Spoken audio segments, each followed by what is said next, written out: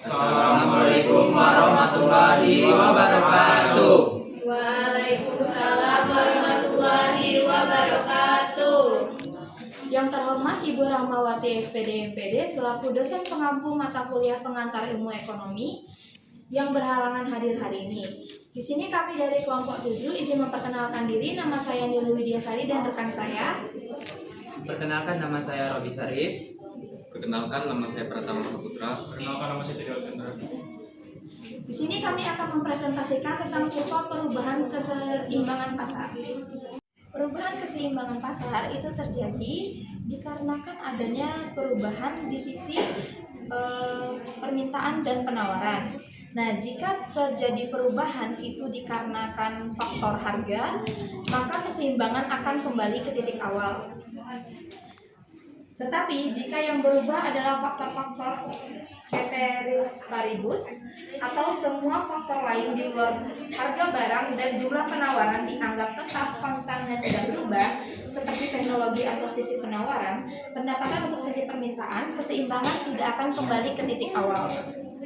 Ini ada kurva kelebihan penawaran. Nah, produsen menaikkan harga dan kuantitas barang ke angka P1, tetapi konsumen tidak surplus alias tidak naik, malah menurun dikarenakan harganya yang begitu tinggi. Karena disebabkannya itu, produsen menurunkan harganya kembali ke angka P0. Dengan begitu, kurva antara permintaan dan penawaran seimbang di angka R0. Baik teman-teman, di sini saya akan menjelaskan kurva terhadap pergeseran terhadap ke kanan, yaitu karena adanya perubahan atau penawaran turunnya harga. Mulai dari titik keseimbangan, mulai dari E0 ke turunnya ke bergesernya ke E0 ke E1. Baik, mulai dari mulai dari pergeseran terhadap harga. Nah, misalnya kalau harga, kita ambil contoh dari jualan somai gitu ya. Nah, mulai kalau misalnya somai ini menjualkan harga 5.000 di awal. Nah, dan dari permintaan dari konsumen meminta harga di bawah 5.000 alias 3.000 atau 2.000. Nah, akibat dari penurunan harga ini akan menimbulkan peningkatan terhadap jumlah permintaan yang akan diminta, yaitu alias jumlah pembuatan dalam pembuatan somai, yaitu Q0 sampai ke Q1. Contohnya misalnya dia membuat dari harga 5.000 dia membuat 50 biji per harinya. Nah, dikarenakan adanya perubahan harga menimbulkan permintaan terhadap konsumen, yaitu dari 70 atau mungkin bisa sampai 100. Nah, dari terjadinya penurunan harga dan permintaan alias jumlah yang diproduksi alias diproduksi oleh permintaan dari konsumen, akhirnya titik keseimbangan akan bergeser ke kanan, yaitu alias perubahan terhadap harga dan kuantitasnya menurun dan menaik.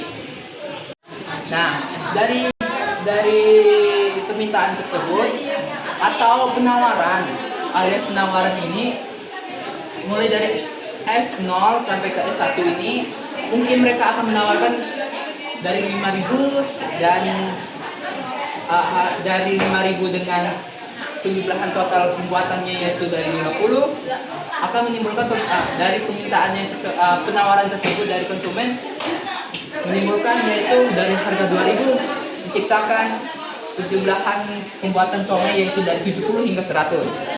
Baik, dari penjelasan dari kurva saya itu kesimpulannya, bila permintaan akan berkurang, harga dan jumlah total jumlah keseimbangan itu akan berkurang. Oke, di sini saya akan menjelaskan pergeseran kurva harga keseimbangan atas dampak perpindahan kurva permintaan. Oke, di sini saya akan menjelaskan kurva perpindahan harga keseimbangan atas dampak dari perpindahan kurva permintaan. Oke, anggap saja jika kurva permintaan itu naik dikarenakan peningkatannya pendapatan.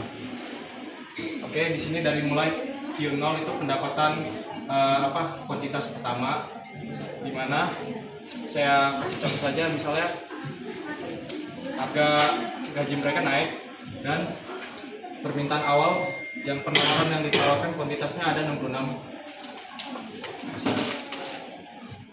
Ada 66. Ya kan bro, karena kan pendapatan mereka naik, jadi permintaan naik dari yang seharusnya, misalnya saya penjualan jeruk aja 66 kilo, permintaan menjadi 84 kilo. Nah, dampak dari pergeseran permintaan ini berpengaruh ke harga keseimbangan. Nah, seharusnya yang di produsen hanya menjual 66 kilo, tapi karena pendapatan konsumen naik, jadi konsumen membutuhkan 84 kilo. Jadi kekurangannya kira-kira 18 kiloan lah. Oke, Kak. 3. Untuk mencapai harga pergeseran keseimbangan yang tepat, mau nggak mau produsen menaikkan kuantitas barang dan menaikkan harga barang. Misalnya harga barang sebelumnya adalah 3.000 menjadi 3.500. Setelah pencocokan harga, penawaran dan kuantitas, maka harga keseimbangan berpindah dari E0 ke E1. Nah, kekurangan 18 kilo ini mendorong produsen untuk menaikkan harga dan menambah total produksi. Dengan demikian, peningkatan permintaan akan menimbulkan harga dan kuantitas keseimbangan yang lebih tinggi. Sekian presentasi dari kelompok kami ucapkan terima kasih. Wassalamualaikum warahmatullahi wabarakatuh.